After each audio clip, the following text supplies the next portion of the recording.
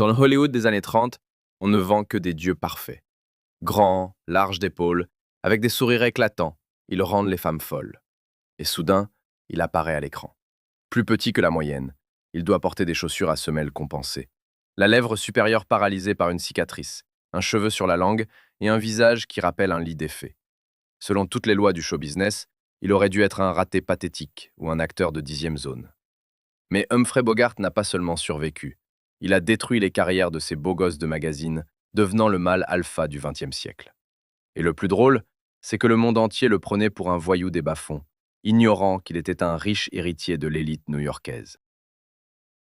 Aujourd'hui, nous allons décortiquer l'anatomie de la plus sombre des charismes de l'histoire et découvrir comment un homme avec tant de défauts a obligé le monde entier à jouer selon ses règles. Selon toutes les lois de la fabrique de rêves, cet homme aurait dû rester un éternel méchant de second plan. Ce type qu'on tue à la 10e minute pour que le héros principal ait l'air plus cool.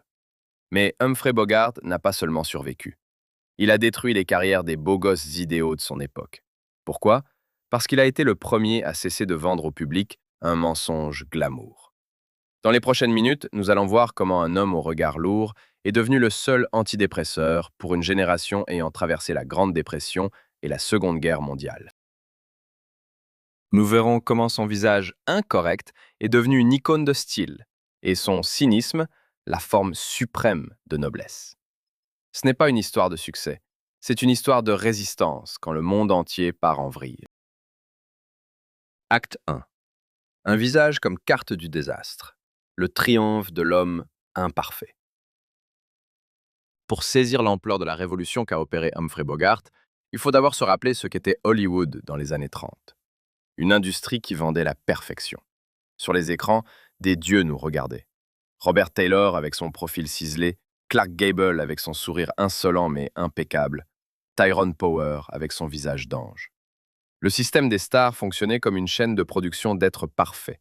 Leur peau brillait, leurs dents éblouissaient, et leur moralité, même s'ils jouaient les rebelles, sous-entendait toujours une noblesse cachée. Le public payait pour voir la meilleure version de l'humanité. Et puis, Humphrey Bogart entre en scène. Sa physiologie n'était pas simplement atypique, elle posait un problème flagrant pour le cinéma parlant. Sa marque distinctive? Une cicatrice au-dessus de la lèvre supérieure.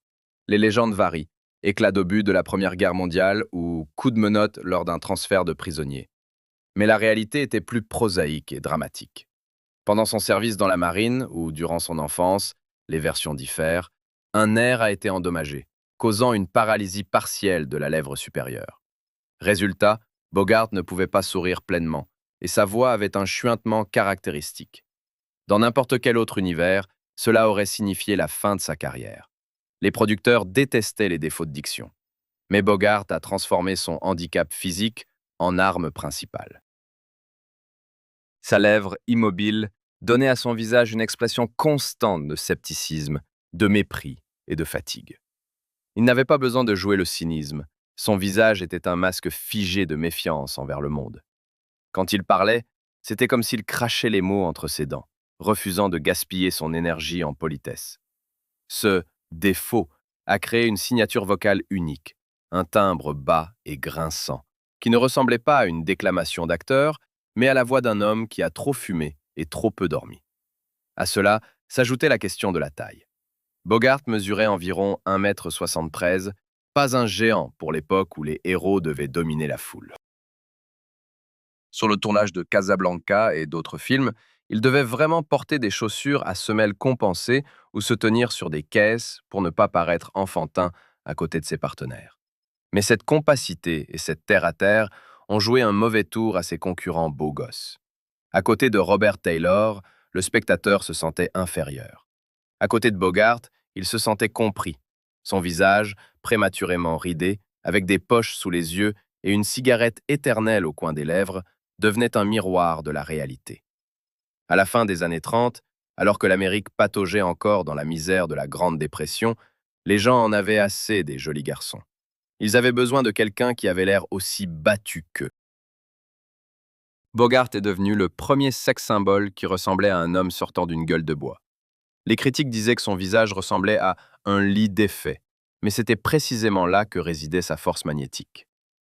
La beauté de Gable promettait une fête, le visage de Bogart promettait des ennuis.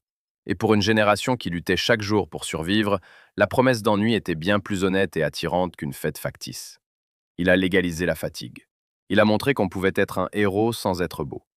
Mais le plus paradoxal dans son histoire, c'est d'où venait réellement cet homme de la rue. Car derrière le masque du gangster usé par la vie, se cachait une biographie qui aurait pu détruire son aura de rue en une seconde, si le public avait découvert la vérité trop tôt. Acte 2. Le fils à papa de Broadway dans la peau d'un tueur. Le paradoxe Humphrey Bogart réside dans l'une des plus grandes mystifications de l'histoire de la pop culture. En voyant ces personnages à l'écran, le public était convaincu. Ce type avait grandi dans la rue, mangeait des restes et se battait pour un morceau de pain avec les rats. Son accent, ses manières, sa façon de tenir un pistolet, tout criait qu'il était issu du monde criminel. La réalité était à l'opposé. Humphrey de Forest Bogart était l'incarnation de l'élitisme. Il est né dans l'une des familles les plus aisées de New York. Son père était un brillant chirurgien avec une vaste clientèle, sa mère une illustratrice renommée et suffragette, gagnant des sommes colossales. Le visage du petit Humphrey ornait même des pots de nourriture pour bébés. Il était cet enfant parfait des affiches publicitaires du début du siècle. Il a grandi dans un immense appartement de l'Upper West Side, a étudié à la prestigieuse Académie Phillips et se préparait à entrer à Yale. Il en a été expulsé non pas pour un braquage de banque, mais pour indiscipline et mauvais résultats, la rébellion classique d'un fils à papa. Comment ce fils à papa, dont l'enfance sentait la stérilité d'un cabinet médical et les parfums coûteux de sa mère, est-il devenu le criminel le plus convaincant d'Hollywood? La réponse réside dans l'échec. Dans les années 20, Bogart a tenté de devenir acteur de théâtre. Ce fut une catastrophe. Il jouait dans des comédies légères des rôles qu'on appelait alors Tennis Anyone? Des personnages dont la seule fonction était de monter sur scène en pantalon blanc, de brandir une raquette et de sourire joliment. Les critiques l'ont détruit. Un critique a écrit une phrase assassine. Bogart était si impeccable qu'on aurait dit qu'il allait servir le thé à tout le public. Il était trop lisse, trop ennuyeux, trop quelconque. Tout a changé en 1936, quand on lui a donné le rôle de Duke Manty dans le film La forêt pétrifiée. Ce fut le moment de vérité. Bogart, fatigué d'être la risée et le garçon à la raquette, devait jouer un tueur en cavale, inspiré du vrai gangster John Dillinger. Et là, une inversion géniale a opéré. Au lieu de jouer le bandit stéréotypé, bruyant, gesticulant et criant des injures, Bogart a incarné le silence absolu. Il s'est souvenu de sa retenue aristocratique et l'a retournée. Son Duke Manty restait presque immobile à l'écran. Les mains pendantes entre les genoux, une posture de primate ou d'homme habitué aux menottes, il parlait doucement, monotone, sans émotion. C'était effrayant. Ce n'était pas un méchant de théâtre, mais un mort-vivant qui respire encore.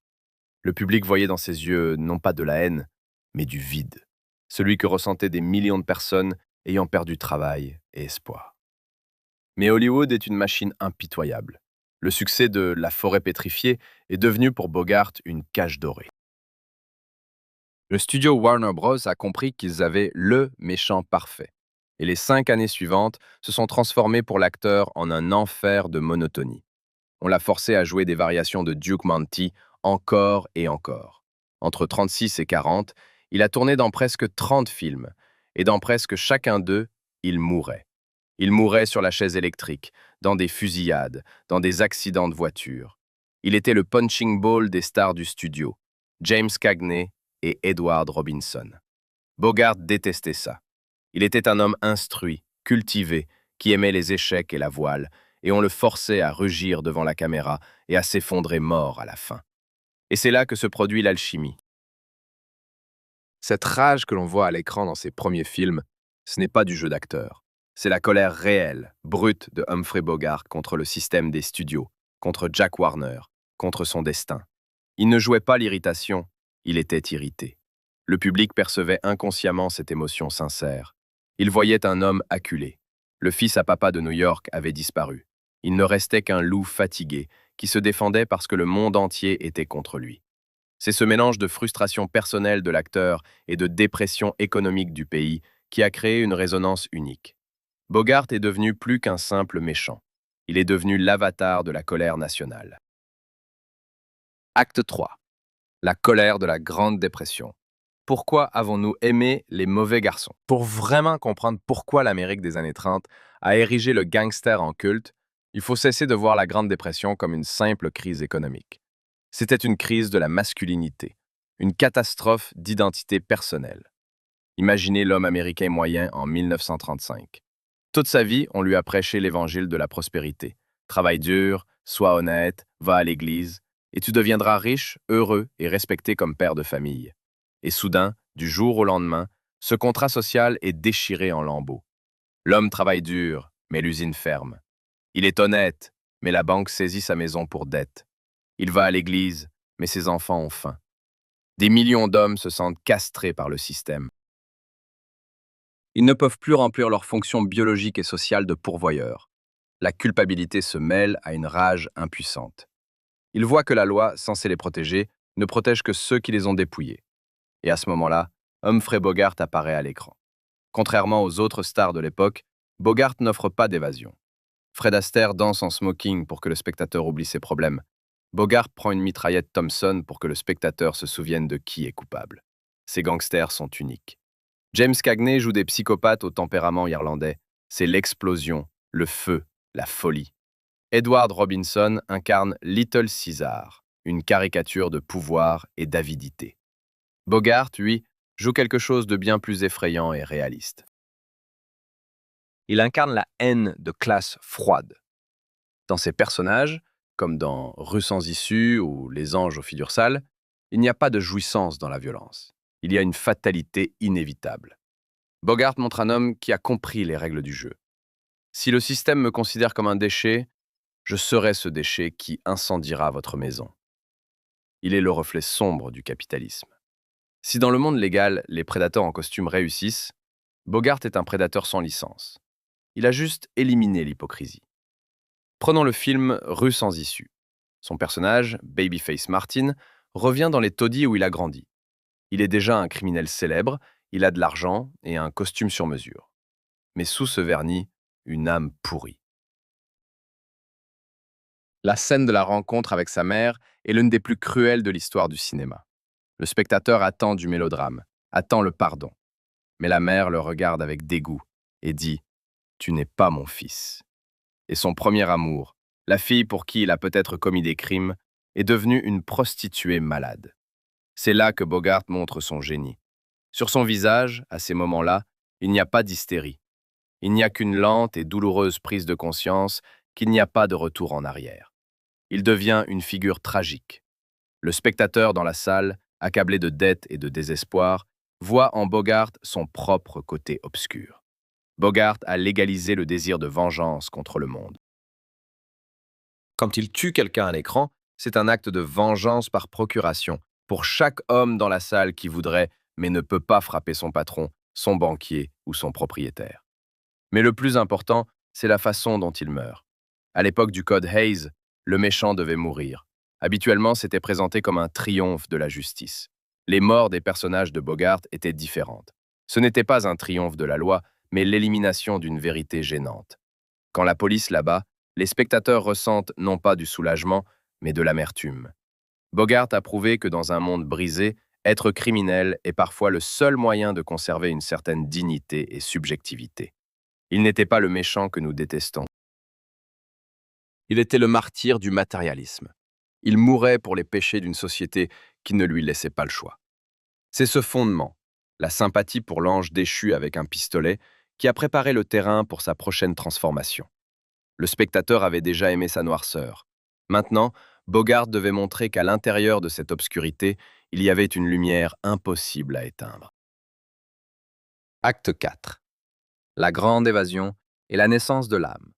Quand le monstre a commencé à ressentir. En 1941, Humphrey Bogart est dans une impasse professionnelle. Il a déjà 41 ans. Pour une star hollywoodienne de l'époque, c'est l'âge du crépuscule, pas de l'aube. Il est toujours ce type qui joue les gangsters, éternel second derrière George Raft ou Edward Robinson. Et puis, le destin lui offre un scénario que toutes les grandes stars de Warner Bros. Ont refusé. Le film s'appelle La Grande Évasion. George Raft, la star du studio, jette le scénario avec mépris en disant « Je ne mourrai pas à la fin ». Dans la hiérarchie des stars, la mort d'un personnage signifie faiblesse. Mais Bogart, en lisant le texte, voit dans cette mort finale non pas une défaite, mais une opportunité pour une tragédie antique. Il supplie littéralement Jack Warner de lui donner le rôle, envoyant un télégramme célèbre « Je sais que c'est mon rôle, donnez-moi une chance ». Et il ne s'est pas trompé. Le rôle de Roy Earl devient un bouleversement tectonique, non seulement dans sa carrière, mais aussi dans la psychologie du cinéma. Pour la première fois dans l'histoire du genre, un gangster est montré non pas comme un chien enragé qu'il faut abattre pour la sécurité publique, mais comme un anachronisme tragique. Roy Earl sort de prison grâce à une amnistie et découvre que le monde a changé. Le code d'honneur de l'ancienne école, selon lequel vivaient les criminels de l'époque de la Prohibition, a disparu. À la place des nobles bandits, on trouve des traîtres glissants et sans principe, et des mouchards lâches. Bogart joue un homme qui réalise que son temps est révolu. Il est un dinosaure en voie d'extinction. Et c'est précisément ce sentiment de fatalité qui fait de lui non pas un méchant, mais un héros d'un drame existentiel. Le génie de Bogart dans ce film réside dans sa façon de travailler avec le contraste. Les scénaristes, dont le grand John Huston, ont ajouté des éléments au scénario qui étaient auparavant impensables pour un film criminel. Le tueur Roy Earl prend soin d'un petit chien nommé Pard.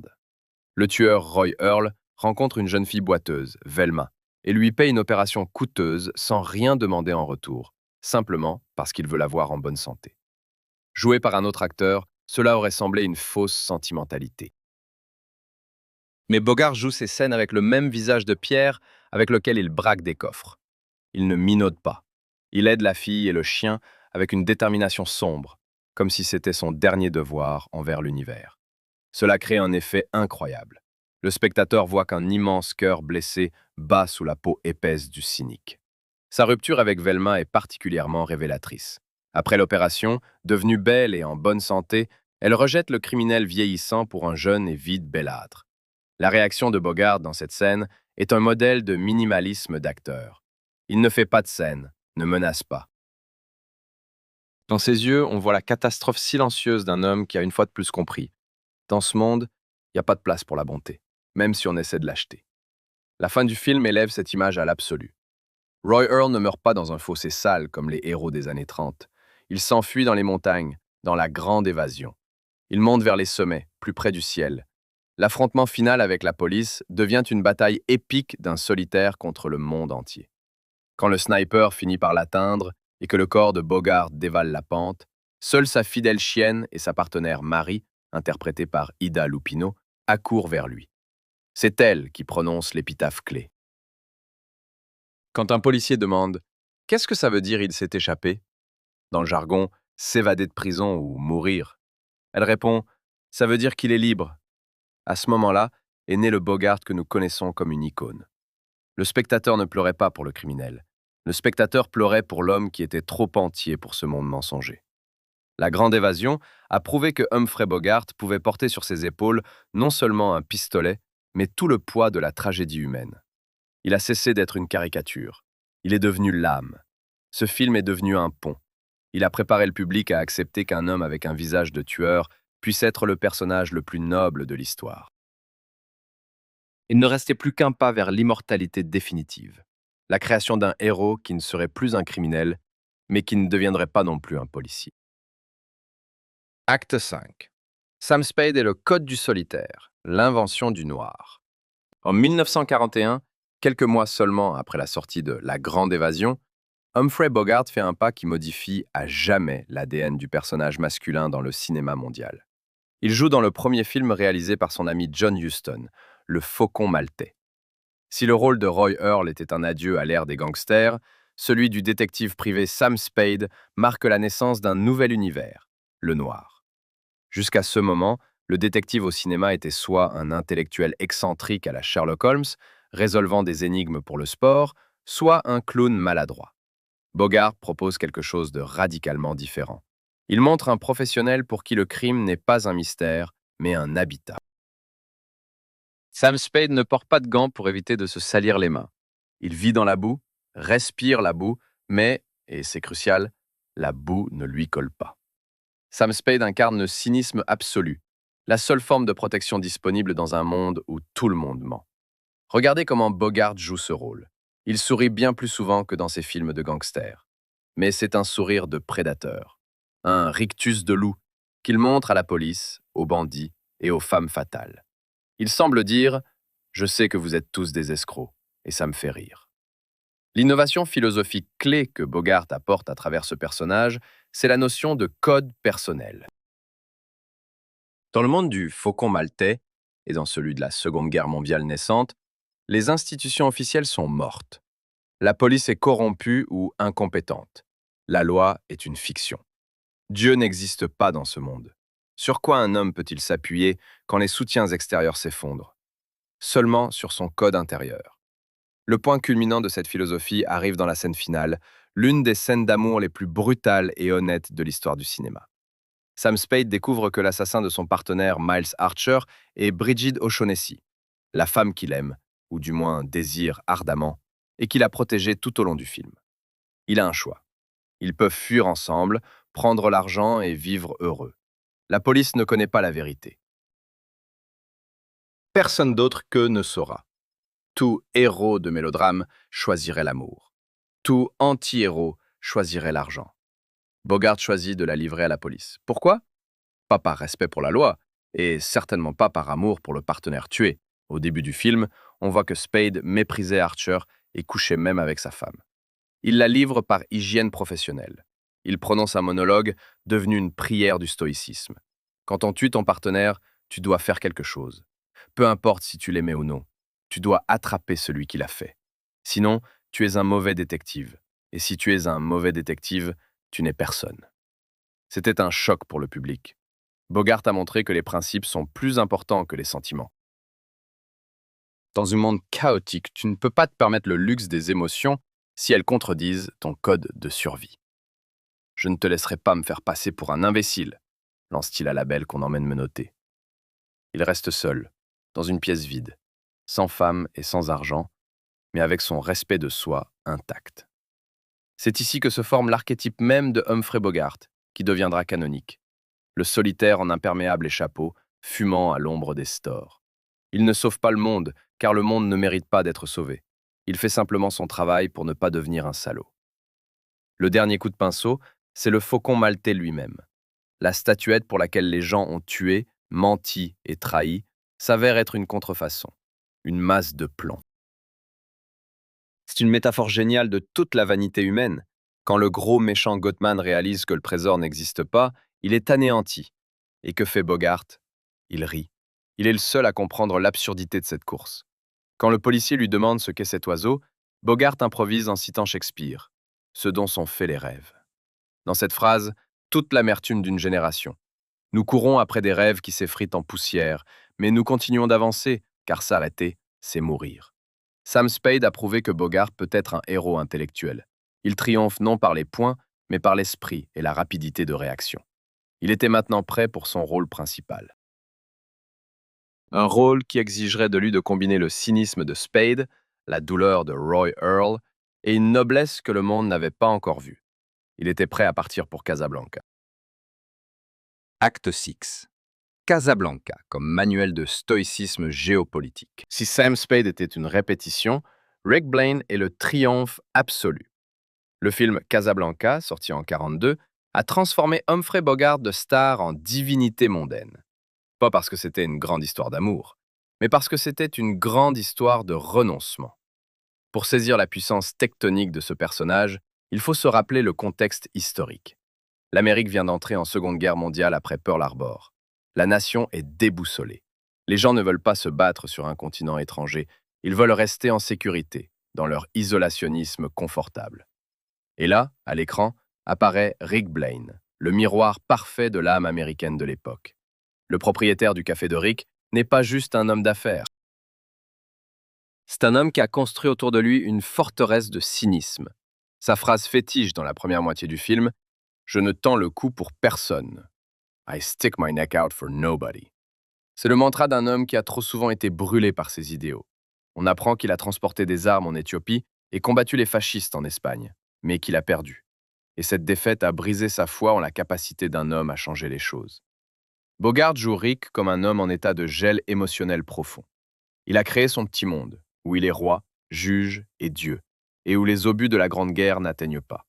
Il boit, joue aux échecs contre lui-même et s'interdit de ressentir. Et c'est là que réside la magie de Bogart. Le spectateur voit que ce cynisme n'est qu'une armure. Comme le dit le capitaine Renaud, sous cette carapace de cynique se cache un sentimental. Bogart joue cette dualité avec ses seuls yeux. Quand il entend la chanson As Time Goes By, son visage, habituellement impassible, se tord une fraction de seconde d'une telle douleur que le spectateur en est physiquement mal à l'aise. On comprend, il n'est pas insensible. Il ressent trop, et c'est précisément pour cela qu'il doit se cacher. Le moment charnière du film et de l'évolution du héros, c'est la célèbre scène de la bataille des hymnes. Les officiers allemands commencent à chanter Die Wacht am Rhein. Les clients du café sont abattus. L'orchestre se tait, craignant la réaction des nazis. Tous regardent Rick. À ce moment-là, Bogart fait un léger signe de tête au chef d'orchestre. Ce signe de tête est l'un des gestes les plus importants de l'histoire du cinéma. Par ce micro-mouvement, il met fin à sa neutralité. Il autorise à jouer la Marseillaise. Il choisit un camp. C'était un signal puissant pour le public américain. Le temps de rester à l'écart est révolu. Il est temps de se battre, même si les chances ne sont pas en votre faveur. Mais la véritable grandeur de Bogart se révèle à la fin. Les règles hollywoodiennes du mélodrame dictaient une loi simple. Le héros doit obtenir la fille. L'amour triomphe de tout. Le spectateur s'attendait à ce que Rick et Ilsa, Ingrid Bergman, s'envolent ensemble vers le coucher de soleil. Bogart détruit ses attentes par la réalité. Il fait un geste qui contredit l'égoïsme de l'amoureux, mais qui correspond au code du guerrier. Il met la femme qu'il aime dans un avion avec son mari, le chef de la résistance, parce qu'il comprend, son devoir envers le monde est plus important que leur petit bonheur. Son monologue d'adieu est le sommet du stoïcisme. Les problèmes de 3 petites personnes ne valent pas un clou dans ce monde fou. Il ne dévalue pas leur amour. Au contraire, il l'élève au rang de sanctuaire qu'il faut sacrifier pour un but supérieur. La phrase « Nous aurons toujours Paris » n'est pas juste de la nostalgie. C'est une formule de survie. La réalité leur a volé l'avenir, mais elle ne peut leur enlever le passé. Paris est cet espace idéal de mémoire, où ils seront toujours jeunes, amoureux et heureux, et où la guerre ne pourra jamais les atteindre. Bogart a montré que la forme suprême de l'amour est de lâcher prise. La forme suprême du courage est de sacrifier son cœur pour la cause commune. Il est resté sur la piste, dans le brouillard, seul, sans femme, de nouveau en danger, mais ayant trouvé un sens. Cette fin a transformé Bogart en boussole morale de la nation. Il a dit aux spectateurs « Tout le monde souffrira. Il n'y aura pas de happy end au sens habituel.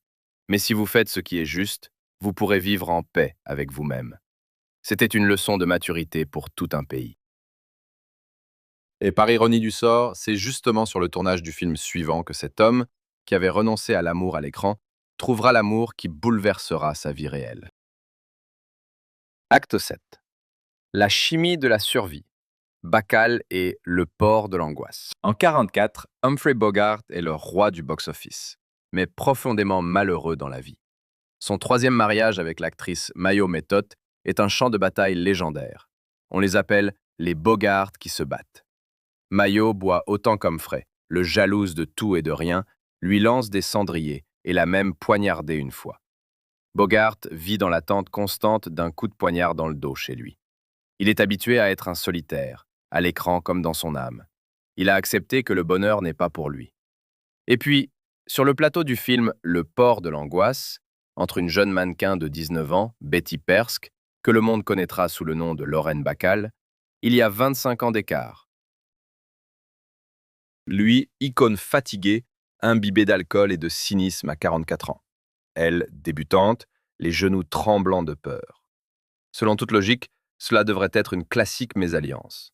Une star vieillissante et une jeune starlette.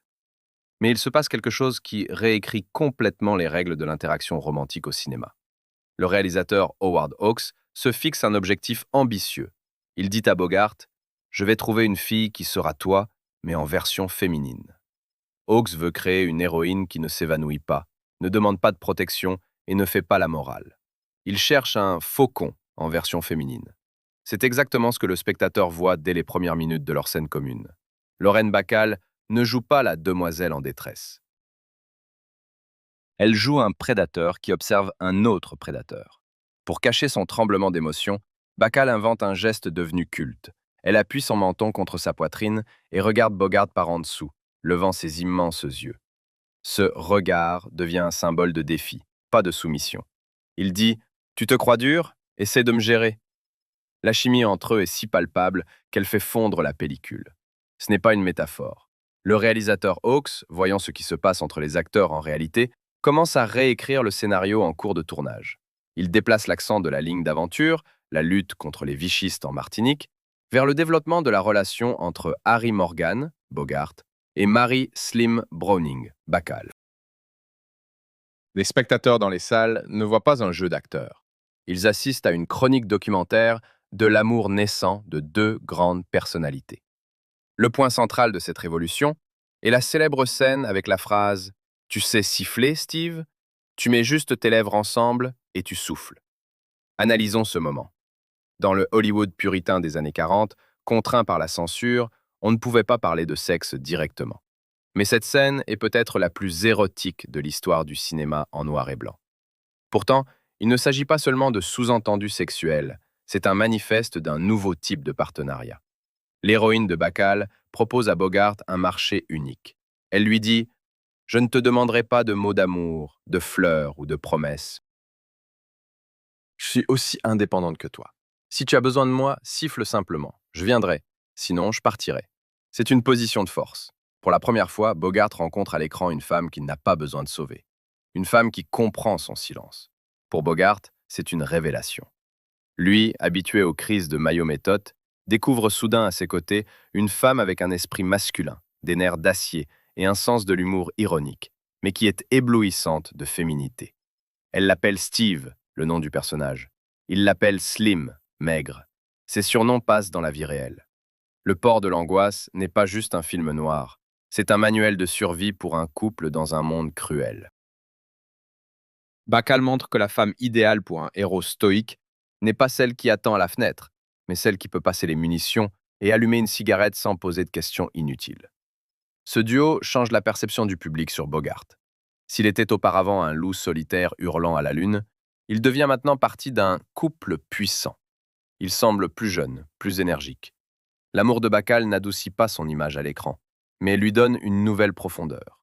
Désormais, il a quelqu'un pour qui vivre, et pas seulement une raison de mourir.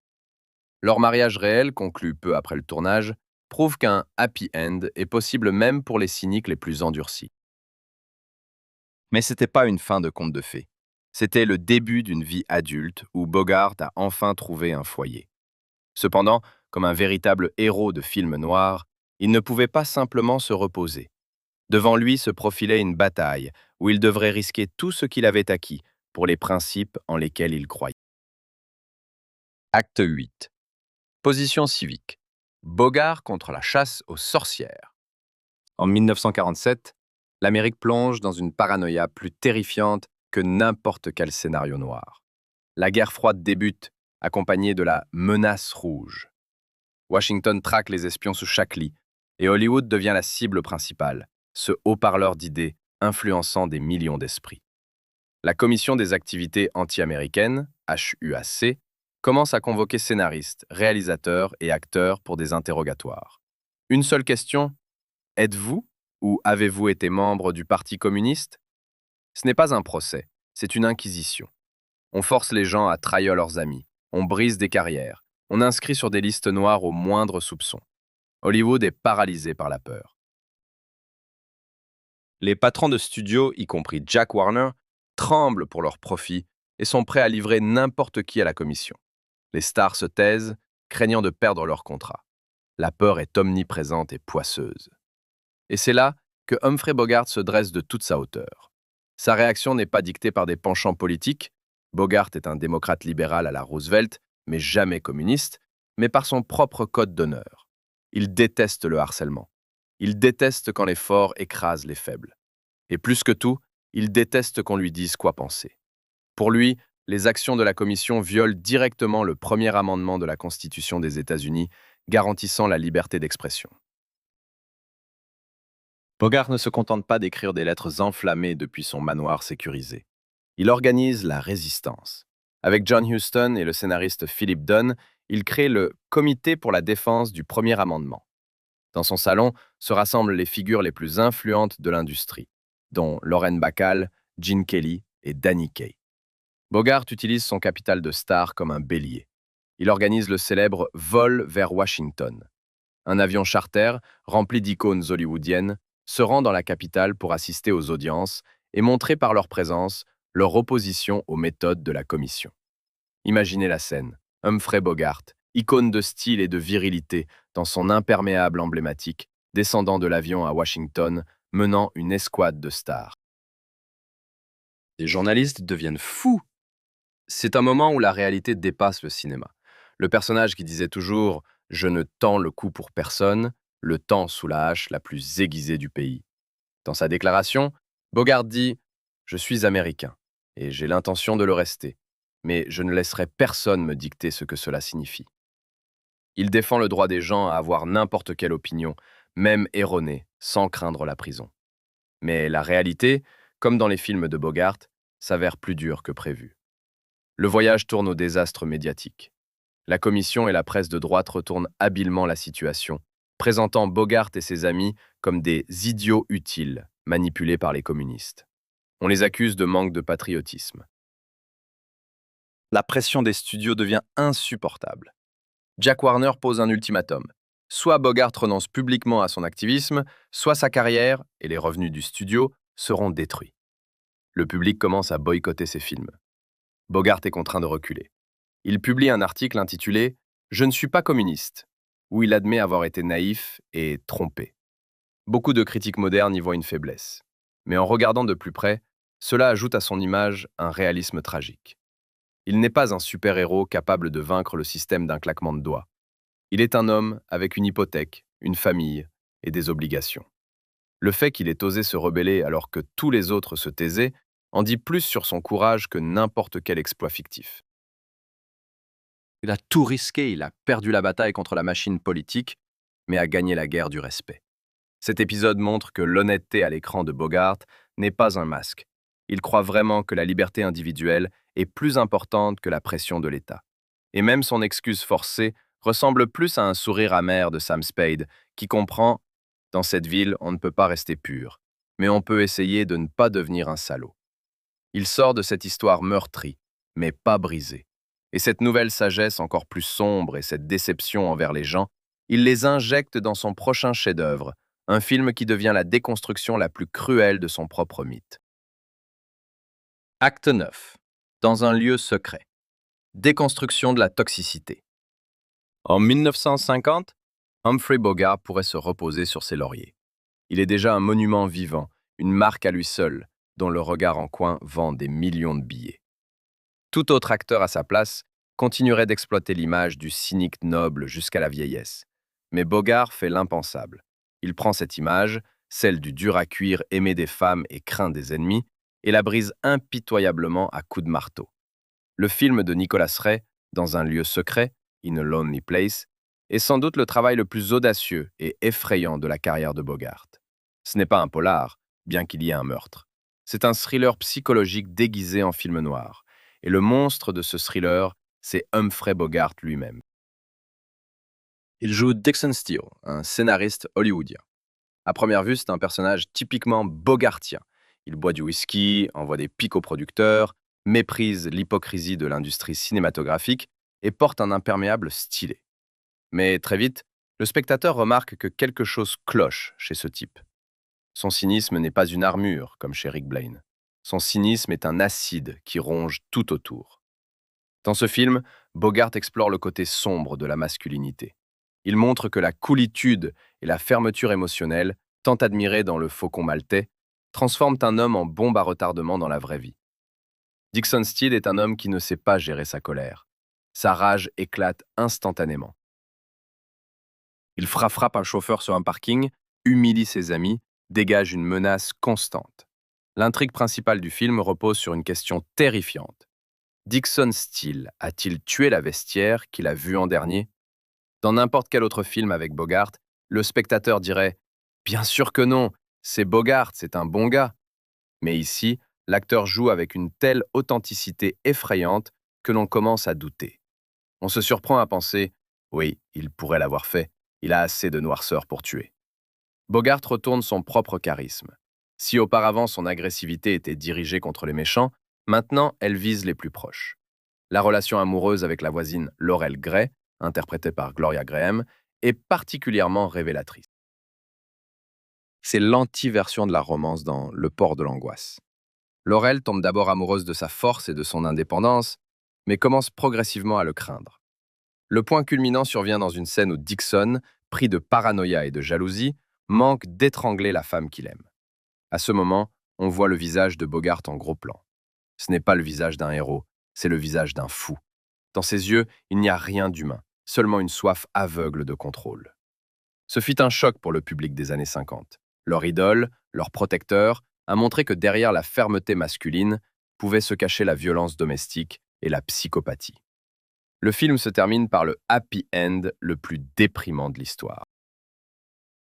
La police appelle pour annoncer que le vrai meurtrier a été trouvé.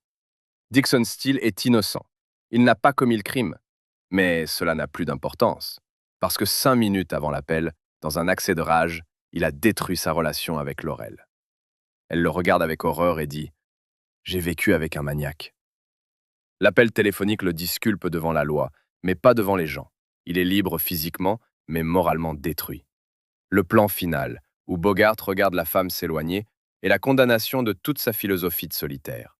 Il reste dans son lieu secret, dans son isolement, mais ce n'est plus la solitude fière de Sam Spade, c'est l'enfer d'un homme incapable de proximité.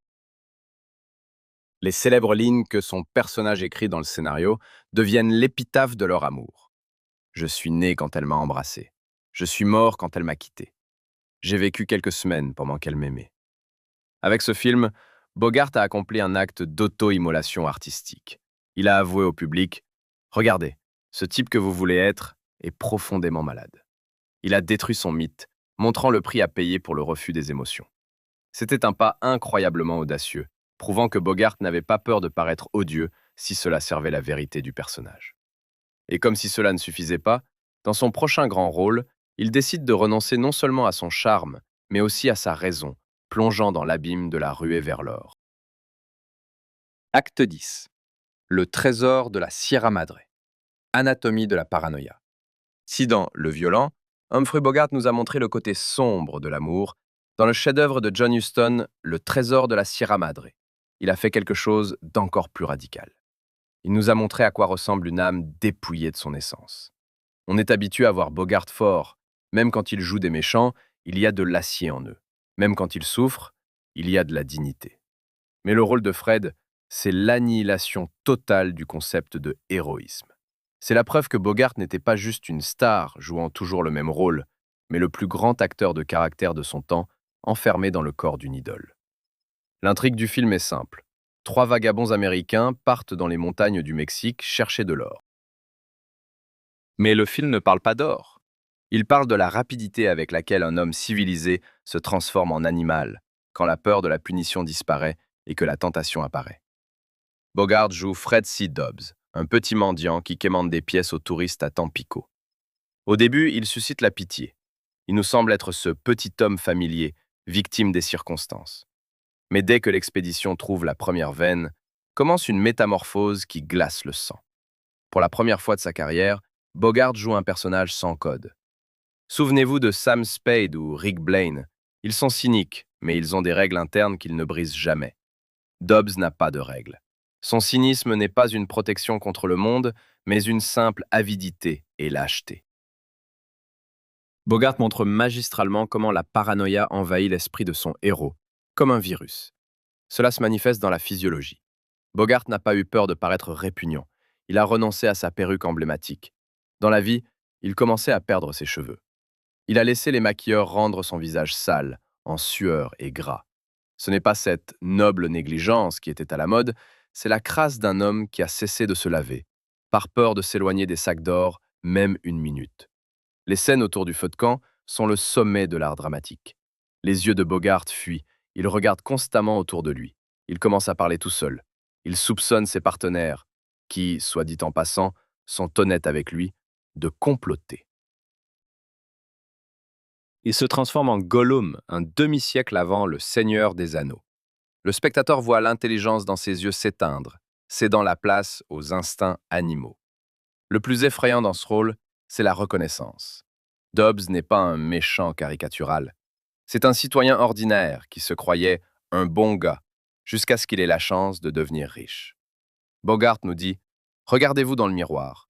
Enlevez la police, enlevez les lois, donnez-vous une montagne d'or au milieu du désert, et en une semaine, vous deviendrez moi. » Le point culminant de la chute, c'est la scène où Dobbs tente de tuer son meilleur ami. Il ne le fait pas dans un accès de passion, il le fait avec une rationalisation pathétique et tremblante. Il se persuade qu'il en a le droit.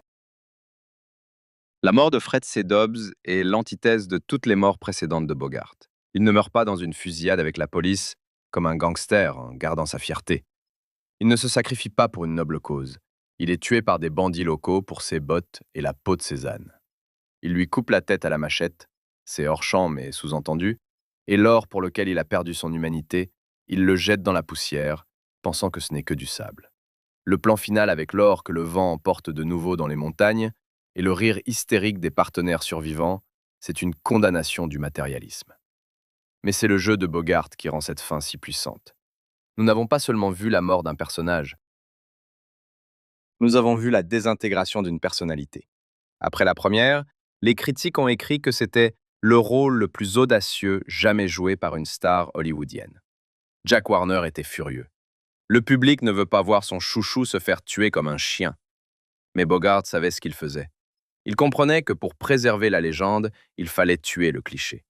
Il a montré que le véritable courage d'un acteur, c'est de ne pas craindre de perdre la sympathie du public pour la vérité du personnage. Ce film est devenu le sommet de son art professionnel. Maintenant, prouvant à tous qu'il pouvait tout jouer, du héros amoureux au paranoïaque fou, Bogart pouvait se permettre de se détendre.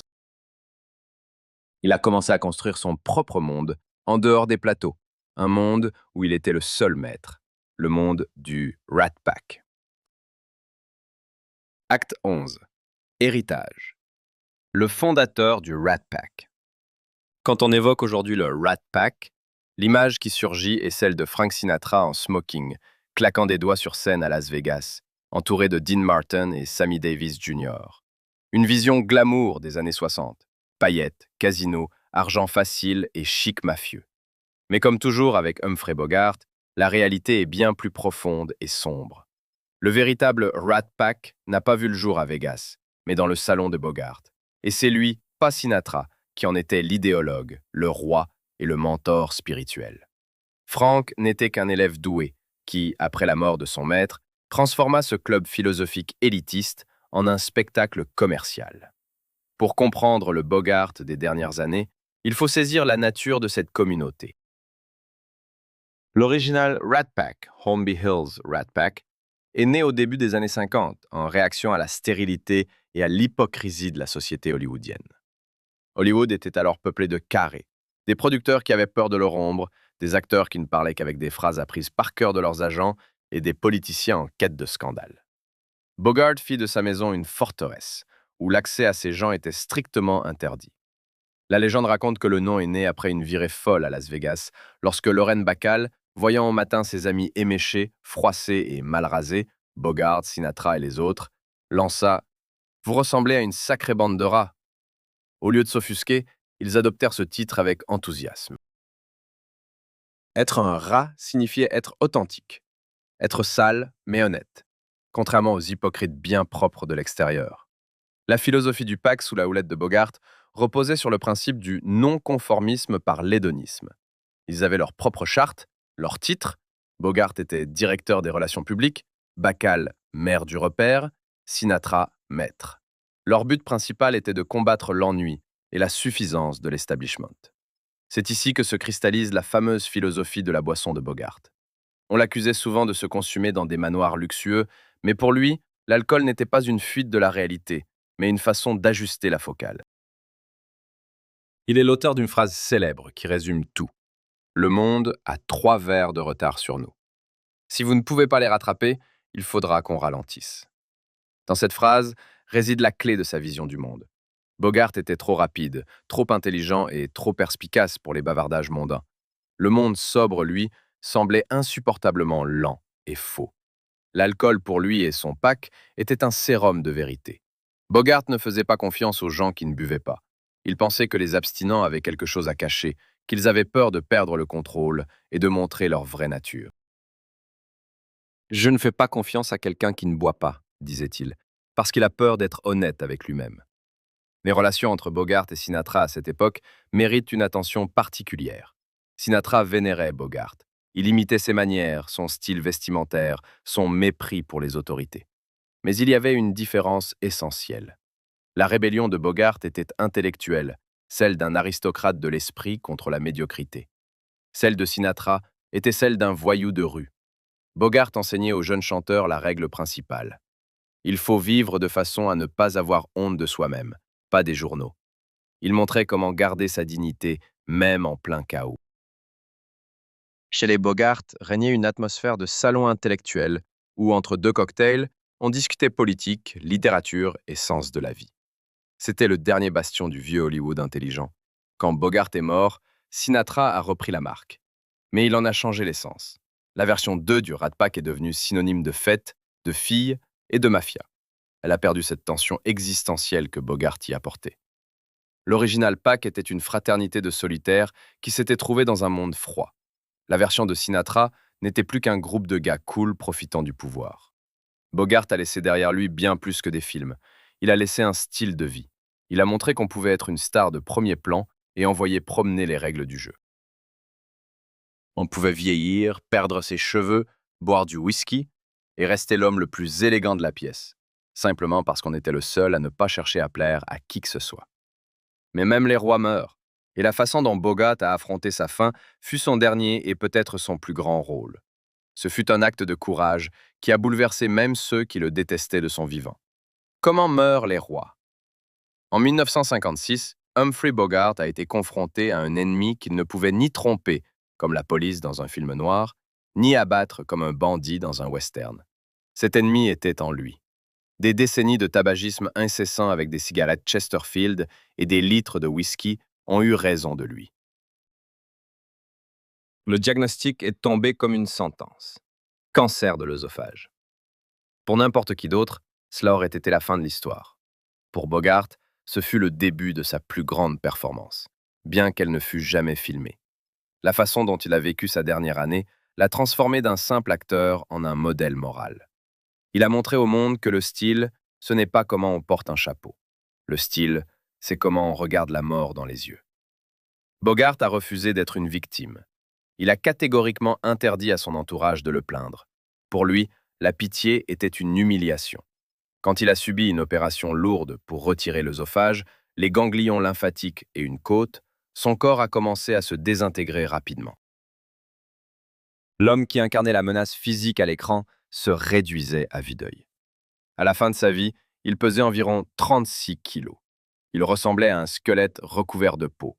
Mais son esprit restait étrangement intact. Il a refusé de rester alité et de gémir. Il a transformé son agonie en un rituel mondain. Chaque jour, à 5 heures précises, chez lui à Holmby Hills, commençait l'heure heureuse, cocktail hour. Comme Bogart était trop faible pour marcher, on l'installait dans un fauteuil roulant et on le descendait du 2e étage au 1er grâce à un monte-plat modifié. Imaginez cette scène. Les portes du monte-plat s'ouvrent et Bogart apparaît. Il est vêtu de son smoking préféré ou d'une robe de chambre, impeccablement rasée, tant qu'il pouvait encore se raser lui-même, avec une cigarette à la main et un verre de martini. Il savait qu'il mourrait. Ses invités, Frank Sinatra, Katharine Hepburn, Spencer Tracy, David Niven, savaient qu'il mourrait. Une lourde odeur de malheur flottait dans la pièce. Mais Bogart ne laissait pas cette odeur gâcher la soirée. Il se comportait comme si de rien n'était. Il plaisantait, discutait des potins, débattait de politique. Il buvait des gorgées de martini, même quand il ne pouvait physiquement pas avaler à cause de la douleur, juste pour soutenir la compagnie.